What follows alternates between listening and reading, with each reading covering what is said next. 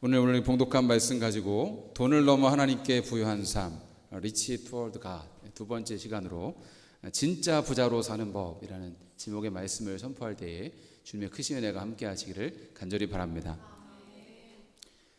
하나님께서 돈에 대해서 그렇게 많이 강조하시는 것은 돈이 가진 강력한 힘 때문이다라고 말씀을 드렸습니다. 이 세상에 돈 없이 살 수 있는 사람이 없기 때문에 돈은 너무나 쉽게 우리 마음속에서 하나님의 자리를 넘볼 수 있다는 것입니다. 그래서 하나님은 우리가 돈을 어디에 사용하는지 또 어떻게 사용하는지 돈을 대하는 태도가 어떠한지를 유심하게 살펴보시는 것입니다. 왜냐하면 돈이 가는 그곳에 내 마음이 있기 때문입니다. 돈이 있는 곳에 내 마음이 있기 때문이에요. 우리는 때로 믿음이 좋은 분들이라 하더라도, 심지어 목사님이라 하더라도 돈 문제에 걸리면 무서울 정도로 무너져 내리는 모습을 많이 봅니다. 그렇게 재정의 시험이 닥치면 우리는 알게 되는 것이죠. 내가 정말 하나님을 믿고 있었는지 아니면 돈을 믿고 있었는지를 알게 되는 것입니다. 오늘 저는 여러분과 함께 이 시대가 우리 마음속에 교묘히 심어놓는 두 가지의 덫, 바로 탐심과 염려에 대해서 나누고자 합니다.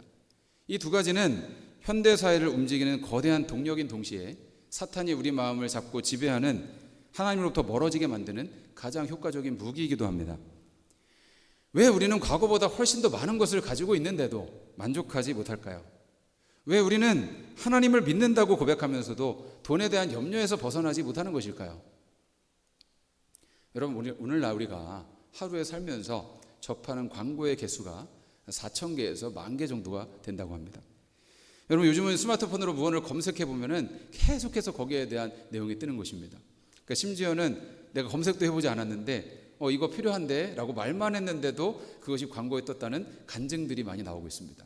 그래서 휴대폰이 우리가 하는 말을 도청하고 있는 게 아닌가, 이런 생각이 들 정도인 것이죠. 여러분, 그래서 우리가 정말 필요하지도 않은 것들을 자꾸 돈을 쓰게 만드는 것입니다. 요즘에는 SNS도 한몫하는 것 같아요. 사람들의 소비욕을 자극합니다. 거길 보면 주변 사람들은 다 해외여행 다니고 있습니다. 주변 사람들은 다 비싼 식당에서 밥을 먹고 있고 또 나보다 좋은 물건을 가지고 있는 것 같습니다. 그러니까 그런 걸 보면서 나는 뭐지? 비교하면서 불평하고 원망하게 되는 것입니다. 그리고 결국 필요하지도 않은 물건을 사게 되는 것이죠. 그것이 여러분 자본주의의 속성입니다. 여러분, 자본주의는 사람들이 돈을 써야 굴러가는 사회이기 때문에 어떻게든 필요하지도 않은 것을 사게 만들어야만 굴러가는 구조인 것입니다. 어떻게든 없는 돈을 빚져서 사게라도 만들어야 이 사회가 굴러가기 때문에 여러분, 그것이 어쩔 수가 없는 일인 것이죠. 여러분, 또한 이 사회는 사람들의 염려를 자극해서 돈을 벌고 있습니다. 각종 보험이나 저축 상품들은 일어나지도 않을 만에 하나의 두려움을 자극해서 우리의 지갑을 열게 합니다. 많은 이들이 그렇게 돈에 대한 탐심과 염려에 빠져서 살고 있는 것이죠. 하나님을 생각하고 하나님과 교제해야 될 시간에 돈 생각에 빠져 있는 것입니다. 여러분, 우리는 어떻게 하면 이 탐심과 염려의 문제에서 벗어날 수 있을까요? 오늘 말씀을 통해 함께 알아보기를 원합니다. 오늘 말씀 13절에서 15절 말씀을 다시 한번 같이 읽겠습니다. 무리 중에 한 사람이 이르되 선생님, 내 형을 명하여 유산을 나와 나누게 하소서 하니 이르시되 이 사람아, 누가 나를 너희의 재판장이나 물건 나누는 자로 세웠느냐 하시고 그들에게 이르시되 삶과 모든 탐심을 물리치라. 사람의 생명이 그 소유에 넉넉한 데 있지 아니하니라 라고 말씀하십니다. 무리 중에 한 사람이 예수님께 와서 예수님, 내 형을 명하여서 유산을 나와 나누게 하소서라는 이야기를 했습니다. 아마도 이 유산을 부모님이 남겨주면서 형이 자기 몫을 띄워주지 않았던 것 같아요. 그래서 유산을 나에게 남겨달라는 그런 이야기를 한 것입니다. 여러분, 예나 지금이나 부모님 유산을 남기면 그것이 자녀들에게 싸움을 불러일으킬 가능성이 있습니다. 저희 남매는 셋인데 아버지 돌아가시고 나서 유산을 정리하는 과정에서 아무런 잡음이 없이 평화롭게 잘 정리가 되었습니다. 너무 감사했습니다. 그런데 이제 둘째 매형이 우스갯얘기로 그런 얘기 하더라고요. 아버님 재산이 한 100억쯤 됐다면 우리가 이렇게 평화롭게 할 수 있었을까라는 이야기를 했습니다. 여러분, 돈이 많아지면 많아질수록 더 큰 욕심이 생기기 때문인 것이죠. 돈이 많으면 많을수록 자식들이 평화로울 가능성은 거의 없습니다. 실제로 몇 천만 원의 유산 때문에 형제들이 살인까지 했다는 뉴스를 우리는 심심치 않게 보지 않습니까? 사람의 탐심이 결국은 살인까지 가게 만드는 것입니다. 예수님께서는 이 요청에 대해서 직접적인 재판관이 되기를 거부하시면서 더 근본적인 문제를 지적하시고 있습니다. 15절 말씀에 본 것처럼 상가 모든 탐심을 물리치라. 사람의 생명이 그 소유에 넉넉한 데 있지 아니하니라 라고 말씀했습니다. 탐심은 여러분, 이 필요한 단순한 필요를 넘어서 만족할 줄 모르고 더 가지려는 끝없는 욕망을 말하는 것입니다. 이 세상의 모든 악한 일 뒤에는 탐심이 있습니다. 나라 간의 전쟁이 일어나는 이유는 거의 돈 때문입니다. 부부가 이혼하는 70%의 문제는 돈 문제 때문이라고 합니다. 이 땅에서 일어나는 범죄의 대부분은 돈 욕심 때문에 일어납니다. 살인사건이 일어나면 형사들은 이 사람의 죽음으로 누가 가장 큰 이득을 받느냐를 제일 먼저 따지고 간다고 합니다. 그래서 거기에 걸려있는 사람이 용의자일 가능성이 제일 높다는 것이죠. 여러분, 돈 욕심 때문에 사람들은 거짓말을 합니다. 돈 욕심 때문에 탈세와 부정을 저지르고 돈 욕심 때문에 밤낮 없이 쉬지도 않고 일하다가 건강을 해치는 사람도 많습니다. 그래서 골로새서 3장 5절 말씀에 그러므로 땅에 있는 지체를 죽이라. 곧 음란과 부정과 사욕과 악한 정욕과 탐심이니 탐심은 우상숭배니라 라고 말씀합니다. 탐심은 우상숭배다. 여러분, 결국 돈에 대한 탐심은 마귀를 숭배하는 것과 같은 것이다 라고 말씀하시는 것입니다. 야고보서 1장 15절에는 욕심이 잉태한 즉 죄를 낳고 죄가 장성한 즉 사망을 낳느니라 라고 말씀하고 있습니다. 여러분, 사탄은 탐심을 통해서 사람들의 눈을 가려서 죄를 짓게 만들고 결국 하나님으로부터 끊어지는 사망에 이르게 하는 것입니다. 여러분, 예수님께서 돈에 대한 탐심을 그토록 경계하셨던 이유인 것이죠. 여러분, 하나님은 우리의 진정한 필요를 채워주시겠다고 약속하셨지 우리의 탐욕을 채워주시겠다고 약속하지 않으셨습니다. 사람이 필요한 것을 원하고 갈망하는 것은 죄가 아닙니다. 그럼 식욕이 없으면 사람이 살 수 없을 것이고 목마름이 없으면 그 사람은 이미 죽은 것이죠. 그런데 여러분, 탐심이라는 것은 필요한 것 이상의 것을 끊임없이 원하는 것입니다. 이미 충분히 먹었는데도 더 먹으려고 하는 것입니다. 이미 충분히 가졌는데도 더 사려고 하는 것이고 이미 충분한 돈이 있는데도 더 벌고 쌓아두려고 하는 것입니다. 여러분, 왜 인간의 마음은 그토록 만족을 모르는 것일까요? C.S. 루이스라는 유명한 우리 기독교 작가는 그의 책 순전한 기독교에서 이에 대해서 이런 말을 했습니다. 내 안에 이 세상의 어떤 경험으로도 만족시킬 수 없는 갈망이 있다면 그 가장 가능성 있는 설명은 내가 다른 세상을 위해 지어졌다는 것이다.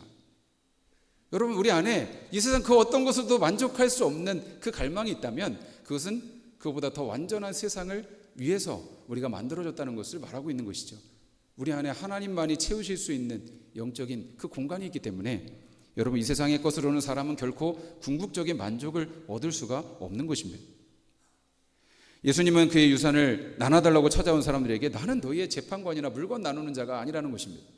예수님은 우리의 탐심을 채우기 위해 오신 분이 아니라는 것입니다. 오히려 우리를 탐욕의 무덤에서 구하시기 위해서 오셨습니다. 그리고 우리의 마음속을 하나님만이 채우실 수 있는 부요함으로 채워주시기 위해서 오신 것입니다. 그래서 말씀하신 것이 15절에 상가 모든 탐심을 물리치라. 사람의 생명이 그 소유에 넉넉한 데 있지 않다라고 말씀을 하신 것입니다. 여러분, 우리가 돈을 모든 것을 다 살 수 있을 것 같지만 사람의 생명은 살 수 없습니다. 사람이 돈으로 좋은 침대는 살 수 있지만 잠은 살 수 없습니다. 돈으로 좋은 집은 살 수 있지만 화목한 가정은 살 수 없습니다.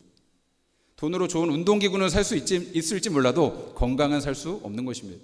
돈으로 행복을 살 수도 없습니다. 그러고 보면 인생에서 정말 중요한 것들은 하나도 돈으로 살 수가 없는 것입니다. 그래서 예수님은 어리석은 부자의 비유를 통해서 탐심의 허망함을 생생하게 우리에게 보여주십니다. 한 부자가 있었어요. 밭의 소출이 너무 증대해서 곡식을 쌓아둘 공간이 없을 만큼이 되자 창고를 더 크게 짓기로 합니다. 그래서 그 창고를 짓고 거기에 평생 쓸 물건을 많이 쌓아둡니다. 그리고 내가 그것을 쓰고 먹고 누리고 살 생각에 즐거워하는 것이죠. 그런데 20절에 주님은 말씀하십니다. 하나님은 이르시되 어리석은 자여 오늘 밤에 내 영혼을 도로 찾으리니 그러면 내 준비한 것이 누구의 것이 되겠느냐. 많은 사람들이 이렇게 살아요.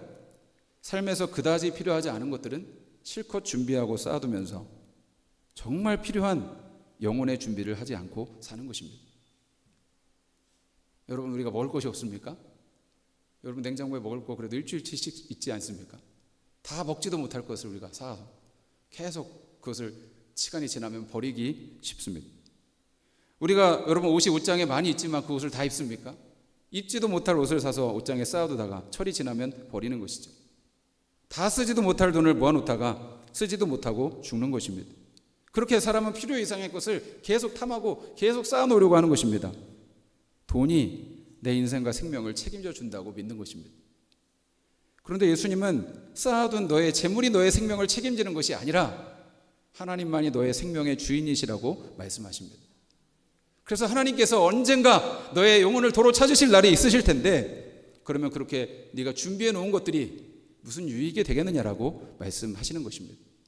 그래서 예수님이 21절에 너무 중요한 말씀을 하시는 것이죠. 우리 한번 같이 읽습니다. 자기를 위하여 재물을 쌓아두고 하나님께 대하여 부여하지 못한 자가 이와 같다. 아멘. 여러분, 세상에서는 자기를 위해 재물을 많이 쌓아둔 사람을 부자라고 합니다. 그런데 여러분, 하나님은 그를 어리석은 자라고 부르십니다. 하나님께 대하여 부여한 자가 진짜 부자라는 것입니다. 여러분, 여기서 하나님께 대하여 부여한 자를 영어로 rich toward God이라고 합니다. 여기서 여러분 돈에 대한 설교의 시리즈 주제가 나온 거예요. 하나님을 향하여 부여한 자, rich toward God. 우리가 탐욕의 문제를 이기기 위해서는 돈을 넘어서 하나님을 향하여 부여한 자가 되어야 하는 것입니다.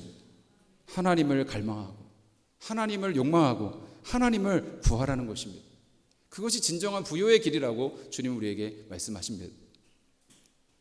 또 오늘 말씀 22절에서 28절까지 말씀을 우리 다시 한번 같이 보겠습니다. 또 제 아들에게 이르시되 그러므로 내가 너희에게 이르노니 너희 목숨을 위하여 무엇을 먹을까 몸을 위하여 무엇을 입을까 염려하지 말라. 목숨이 음식보다 중하고 몸이 의복보다 중하니라. 까마귀를 생각하라. 심지도 아니하고 거두지도 아니하며 골방도 없고 창고도 없으되 하나님이 기르시나니 너희는 새보다 얼마나 더 귀하냐. 또 너희 중에 누가 염려함으로 그 길을 한 자라도 더할 수 있느냐. 그런즉 가장 작은 일도 하지 못하면서 어찌 다른 일들을 염려하느냐. 벽화파를 생각하여 보라. 실도 만들지 않고 짜지도 아니하느니라. 그러나 내가 너희에게 말하노니 솔로몬의 모든 영광으로도 입은 것이 이 꽃 하나만큼 훌륭하지 못하였느니라.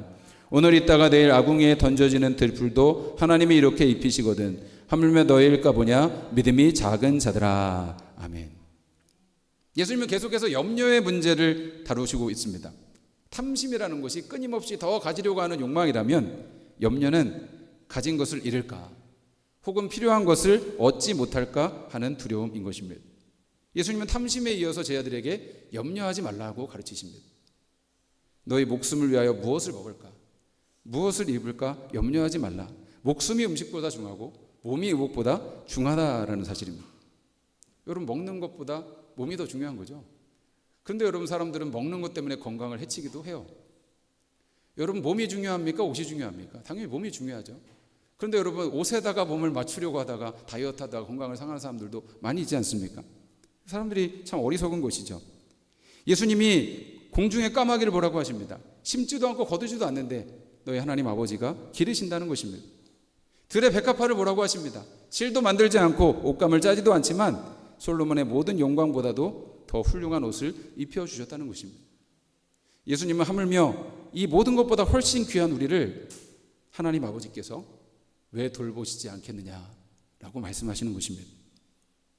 또한 예수님은 25절 말씀에 누가 염려함으로 그 키를 한 자라도 더할 수 있느냐라고 물어보십니다. 여러분, 키라는 것은 생명 혹은 수명으로도 번역될 수가 있습니다. 우리가 아무리 염려한다고 해도 우리 수명을 단 1분이라도 늘릴 수가 없다는 것입니다. 오히려 염려하면 마음의 걱정 때문에 그 수명을 갉아먹을 뿐인 것이죠. 29절에서 30절 말씀을 봅니다. 너희는 무엇을 먹을까 무엇을 마실까 하여 구하지 말며 근심하지도 말라. 이 모든 것은 세상 백성들이 구하는 것이라. 너희 아버지께서는 이런 것이 너희에게 있어야 할 것을 아시느니라 라고 말씀합니다. 여러분, 하나님이 우리가 필요한 모든 것을 이미 아신다는 것입니다.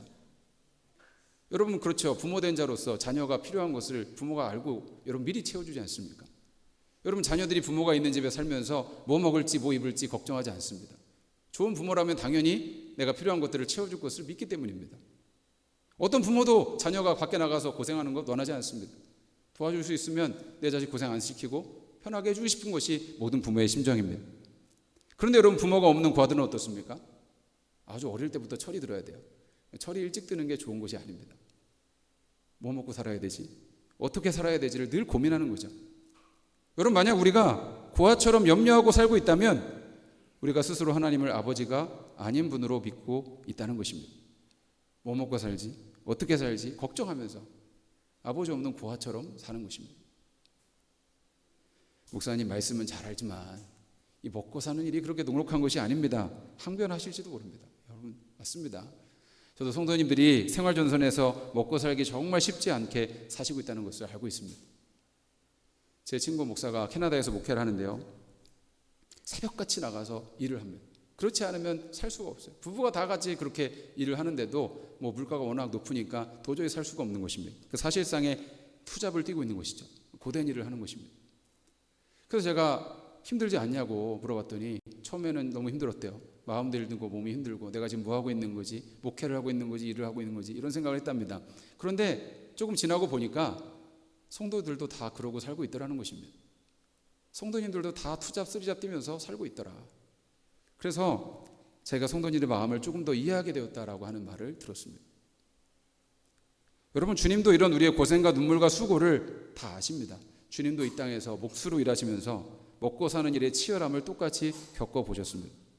그런데 주님은 하나님 아버지를 향한 신뢰에 대해서 말씀하시고 있는 것입니다. 그래, 너희가 먹고 살고 힘든 거 알지만 너희는 왜 하나님 아버지를 신뢰하지 않고 있느냐, 왜 하나님 아버지를 믿고 있지 않느냐라고 주님께서 말씀하시는 것이죠. 많은 사람들이 월급이 조금만 더 오른다면, 더 좋은 직장에 다닌다면, 새 차를 산다면, 새 집을 가진다면 얼마나 행복할까라는 기대 속에서 살아갑니다. 그렇게 내 생각대로 되지 않거나 내 기대가 채워지지 않으면 염려하고 근심하는 것입니다. 여러분, 한번 생각해 보십시오. 우리가 염려하는 것들이 정말 생존에 필요한 최소한의 것이 없어서 염려하는 것입니까? 아니면 불확실한 미래에 대한 두려움 때문에 더 많은 것을 쌓아놓고 싶은 탐심에서 비롯된 것입니까? 우리가 아무리 가진 것 없어도 이제까지 밥 굶고 살지는 않지 않았습니까? 아무리 힘든 시절이 있었어도 주님께서 지금까지 먹여주시고 입혀주시지 않았습니까? 그런데 무엇을 염려하고 무엇을 걱정하고 있습니까? 결국 여러분, 염려와 탐심은 한 뿌리에서 나온다는 것을 알게 되는 것입니다. 탐심은 돈을 더 쌓아놓고 싶은 마음이고, 염려는 쌓아놓은 돈이 없거나 그것마저 잃을까 봐 두려워하는 마음이기 때문입니다. 그 중심에는 뭐가 있는지 아십니까? 하나님을 향한 불신이 있는 것입니다. 하나님보다 돈을 더 믿고 있는 것입니다. 돈이 안정과 행복을 줄 것이라는 착각입니다. 그래서 하나님께서 염려의 문제 또한 탐심의 문제만큼 경계하시고 있는 것입니다. 여러분, 어느 정도의 부자가 되고 싶으세요? 어느 정도 돈이 있으면 여러분 만족하시겠습니까? 여기에 역사상 최고 부자들의 고백이 있습니다. 록펠러라는 엄청난 부자는 나는 엄청난 돈을 벌었지만 그것이 나를 행복하게 해주지는 못했다고 했습니다. 자동차왕 헨리 포드는 나는 수리공으로 일했을 때가 더 행복했다라고 했습니다. 철광한 카네기는 백만장자는 웃을 때가 거의 없다고 했습니다. 왜 그렇습니까? 탐심에서 염려가 나오고 그 염려는 또다시 탐심을 부추기기 때문입니다. 계속 그 고리가 쉬지 않는 무한 반복인 것이죠. 탐심과 염려의 고리가 계속해서 인생에 물고 들어지는 것입니다. 사람들은 어리석은 부자 같습니다. 다 하늘나라가 아니라 이 땅의 부활을 쌓으려고 하는 것입니다. 그것에 소망을 두고 두려움을 이겨보려고 하는 것입니다. 그런데 여러분, 그렇게 됩니까? 이 땅에 소망을 두는 것은 염려를 더 크게 만들 뿐입니다. 왜냐하면 이 땅의 모든 부활은 너무나도 일시적이고 불확실하기 때문입니다. 이 땅의 보화에만 마음을 두면 결코 영원하신 하나님 아버지의 도우심을 경험할 수 없을 뿐 아니라 불안정한 삶을 늘 살 수밖에 없습니다. 물질에 마음을 둔 사람이 하나님 나라를 향하는 법이 없기 때문입니다. 물질에 마음이 가득 차 있으면 결코 그 마음이 영원히 하나님 나라를 향할 수가 없는 것입니다. 그들의 관심은 오직 이 세상뿐인 것이죠. 그래서 염려와 탐심이 무서운 죄인 것입니다. 그렇다면 우리는 어떻게 이 지독한 탐심과 염려의 덫에서 벗어나서 하나님 안에서 참된 부유함과 평안을 누리는 삶을 살 수 있을까요? 예수님은 명확한 길을 제시하십니다. 31절에서 32절 말씀 우리 함께 보겠습니다. 다만 너희는 그의 나라와 나라를 구하라. 그리하면 이러한 것들을 너희에게 더하시리라. 적은 무리여 무서워하지 말라. 너희 아버지께서 그 나라를 너희에게 주시기를 기뻐하시느니라. 아멘. 첫째, 하나님의 나라를 먼저 구하라는 것입니다. 탐심과 염려는 우리의 시선을 세상에 썩어질 것들에 고정시킵니다. 그러나 예수님은 우리의 시선을 하나님 나라로 돌리라고 말씀하십니다. 하나님 나라를 구한다는 것은 하나님의 다스림이, 하나님의 임재가 우리 가운데 온전히 이루어지기를 갈망하는 것입니다. 이 세상 가운데 이루어지기를 소망하는 것입니다. 그리고 주님의 뜻과 의를 내 삶의 최우선으로 삼는 것입니다. 내 욕망을 이루기 위한 삶이 아니라 하나님 아버지의 영광을 위해 살아가는 것입니다. 그렇게 우리의 마음과 생각이 하나님 나라와 그 의로 채워질 때에 탐심과 염려는 저절로 힘을 잃게 된다는 것입니다. 더 중요한 것을 생각하라는 거죠. 더 완전한 것을 생각하라는 것입니다. 둘째, 하나님께 대하여 부요한 자가 되는 것입니다. 그럼 앞서 자기를 위하여 재물을 쌓아두고 하나님께 대하여 부요하지 못한 자가 어리석다라고 주님 말씀하셨습니다. 그러면 여러분, 하나님께 대하여 부요한 자는 어떤 사람일까요? 성경에서 말하는 부요함이라는 것은 단순히 돈을 많이 소유한 상태를 말하는 것이 아닙니다. 여러분, 돈이 많아도 그 마음이 가난할 수 있고요, 돈이 없어도 그 마음이 부요할 수 있습니다. 여러분, 우리나라에서 부자는 어느 정도의 재산을 가진 사람일까요? 제가 찾아보니까 부동산을 제외하고 현금 자산 10억 이상의 재산을 가진 사람을 부자라고 한다고 합니다. 그런 사람은 우리나라에서 1% 미만이에요. 100명 중에 1명도 안 되는 것입니다. 그런데 여러분, 과연 그 정도 재산을 가진 사람들이 자신을 부자라고 생각할까요? 설문한 결과에 따르면 그들은 무려 70-80%가 자기는 부자가 아니라고 대답했다고 합니다. 왜요? 왜 그렇습니까? 돈이라는 것이 중력과 같아서 돈이 많으면 많을수록 더 큰 탐심으로 끌어당기기 때문에 그런 것입니다. 그런데 여러분, 가진 것이 별로 없어도 부유한 마음을 가질 수 있습니다. 사도 바울이 그런 사람이었습니다. 그는 빌립보서 4장 11절에서 13절 말씀에 이렇게 고백합니다. 우리 한번 같이 읽습니다. 내가 궁핍함으로 말하는 것이 아니니라. 어떠한 형편에든지 나는 자족하기를 배웠노니 나는 비천에 처할 줄도 알고 풍부에 처할 줄도 알아. 모든 일 곧 배고픔과 배부름과 풍부와 궁핍에도 처할 줄 아는 일체의 비결을 배웠노라. 내게 능력 주시는 자 안에서 내가 모든 것을 할 수 있느니라. 아멘. 바울은 가난할 때도 풍부할 때도 자족했다라고 말씀하고 있습니다. 만족했다는 것입니다. 왜냐하면 온 우주보다 크신 예수 그리스도께서 그의 마음에 계셨고 그분이 나의 생명, 나의 공급, 나의 인도자가 되어주셨기 때문입니다. 그래서 그의 마음은 늘 부요했고 부족함이 없었습니다. 그래서 여러분, 이런 놀라운 고백을 할 수 있었던 거죠. 내게 능력 주시는 자 안에서 내가 모든 것을 할 수 있느니라. 아멘. 여러분, 그런데 아무리 많은 것을 가져도요, 그 마음에 하나님이 계시지 않는다면 그 마음은 깨진 독처럼 공허하고 늘 부족하며 만족함이 없는 것입니다. 사도 바울은 자기 몸에 있는 가시를 제거해달라고 하나님께 간절히 기도한 적이 있었습니다. 고린도후서 12장 9절에 보면 그렇게 하나님께 기도할 때 응답을 주셨어요. 뭐라고 응답하십니까? 내 은혜가 내게 족하도다. 이는 내 능력이 약한 데서 온전하여 짐이라. 저는 이 말씀을 참 좋아합니다. My grace is sufficient for you. 내 은혜가 너에게 충분하다. 내 은혜가 너에게 족하도다. 여러분, 주님의 은혜는 우리의 어떤 상황에서도 충분한 줄 믿습니다. 하나님은 우리가 약할 때 강함 되시고 가난할 때 부요케 하시는 주님이시기 때문입니다. 우리가 그 주님을 신뢰할 때에 우리는 어떤 형편에서든지 자족하며 감사할 수 있는 것입니다. 여러분, 예수님이 말씀하신 참된 부요함은 주님 안에 있는 부요함인 것입니다. 이 세상 어떤 부자도 하나님 한 분을 소유한 사람보다 더 부유할 수 없기 때문입니다. 그러면 탐심이 그 마음을 지배하지 못하면 여러분 안에 그 부요함이 있습니까? 여러분 안에 천국의 부요함이 있습니까? 그러면 여러분, 우리 마음속에 주님 주시는 그 너그러움과 간대한 마음이 있을 것입니다. 두려워하며 염려하지 않을 것입니다. 참된 평화를 누리게 될 것입니다. 세상에 부러운 사람이 없을 것입니다. 미운 사람이 없을 것입니다. 주님 주시는 그 부요함이 여러분 그 심령에 충만히 흘러넘치게 될 것입니다. 저는 여러분, 이런 천국의 부요함을 우리 모든 성도님들이 누리게 되시기를 간절히 바랍니다. 그것이 제 간절한 소망입니다. 주님 주시는 부요함이 마음속에 넘치는 것입니다. 창세기의 아브라함을 보십시오. 이 아브라함이 여러분 조카 롯과 함께 살다가 그 땅이 좁아서 이제 목자들이 싸우게 되니까 이제 우리가 갈 땅을 서로 선택하자. 이제 찢어지자.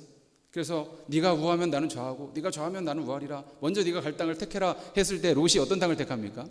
저기 보니까 소돔과 고모라 땅이 아주 좋아 보이는 거예요. 아주 풍요로운 땅 같습니다. 그래서 롯이 그 땅을 선택해서 갑니다. 여러분, 그 풍요, 탐욕을 쫓아서 간 결과는 멸망이고 죽음이었습니다. 그런데 여러분, 아브라함은 탐욕을 쫓아간 것이 아니라 하나님의 약속을 쫓아갔습니다. 그래서 척박해 보이는 가나안 땅에 남기를 택했습니다. 여러분, 누구의 삶이 더 풍요로운 삶이 되었습니까? 여러분, 나중에 이 아브라함이 이 조카 롯이 전쟁에 휘말려서 포로로 붙잡혀가니까 집에서 길리온 400명의 군사를 데리고 올라가서 그 롯을 구해가지고 옵니다. 전쟁에 승리하고 많은 전리품을 얻어가지고 왔습니다. 당시 전쟁에 이기면 여러분 엄청난 권력과 부와 힘을 얻게 되는 거죠. 두 사람이 이 아브라함을 영접하러 나왔습니다. 하나님의 큰 제사장 멜기세덱과 그리고 소돔 왕이 영접을 하러 나왔습니다. 이 멜기세덱이 하나님을 찬양하라, 아브라함을 도와서 이 하나님의 놀라운 역사에 주신 하나님을 찬양하라 라고 축복했을 때 아브라함이 멜기세덱에게 11조를 드리죠. 10분의 1을 드립니다. 여러분, 이 고백은 무엇이냐면 하나님이 내 모든 것의 주인이시라는 고백을 한 것입니다. 여러분, 그리고 나서 소돔 왕이 이 아브라함에게 제안을 합니다. 여러분, 항상 큰 축복 뒤에는 큰 시험이 따라온다는 것을 우리가 알아야 합니다. 큰 시험이 왔어요. 그 전리품을 내가 다 줄 테니까 사람 나한테 보내라 라고 소돔 왕이 제안을 했습니다.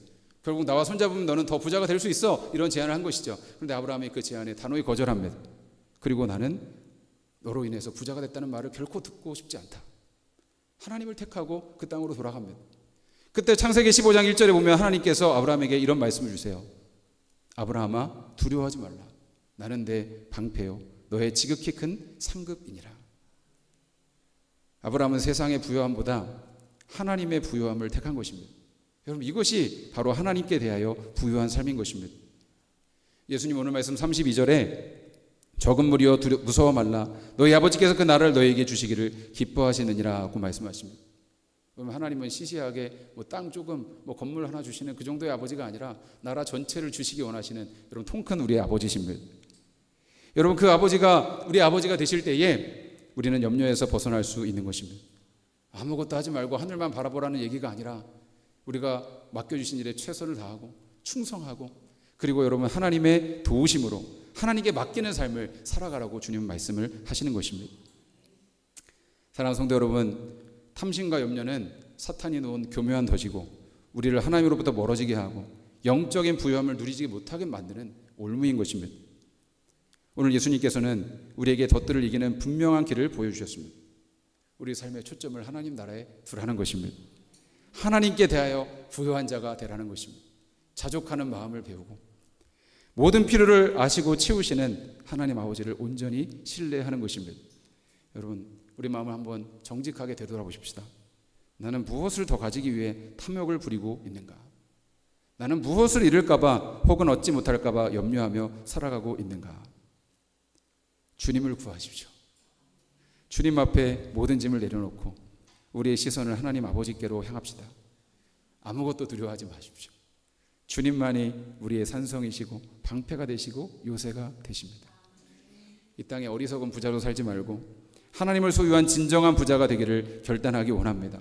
하나님 나라를 먼저 구할 때 우리의 모든 필요를 채우시고 우리를 하나님 안에서 가장 부유한 자로 만들어 주실 줄로 믿습니다. 오늘 말씀 기억하면서 우리 같이 찬양하면서 우리 주님께 나가기 원합니다. 주님, 그렇습니다.